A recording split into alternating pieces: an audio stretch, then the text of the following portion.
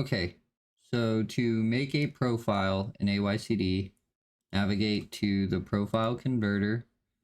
Once it's started up and loaded, you'll notice that there's profiles, spreadsheets, virtual cards, analytics, and settings.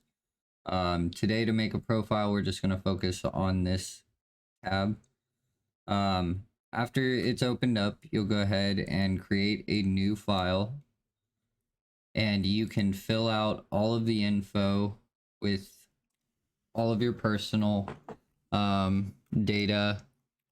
You can use VCCs, or you can fill it in with a hard card, or you can jig your name, address, any of that. Just type it in how you feel. I typically make a group of them that is for all of my hard cards and for all of my actual addresses, just so that I know that I have them all stored on Aycd and I can reference them in the future. So I'm going to go ahead and fill these out just so you guys can have a good example of what this looks like. And then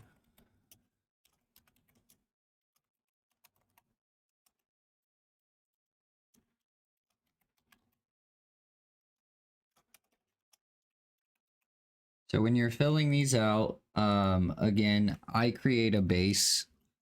So this would be your actual address, or you can make it so that it isn't. In a later video, I'm going to show how to jig the main address out to have multiple different addresses attached to it. It'll eventually be the easiest and most simple way to get everything cleared. An easy way also to fill the billing and shipping with just typing it in on one side. You just click these little radio buttons, and this one matches the billing and the shipping, so it prints it twice. This allows for bots that accept this to only check out once. Some of the bots do use that. A lot of them are controlled within the bot. And the last option matches the name on the card and billing address. So it takes the name here and it'll write it on the card. So it's a really good option to have. I think that is setting these up with the same billing and shipping and same names across the board is the simplest way to avoid them really looking a little harder for fraud at your accounts.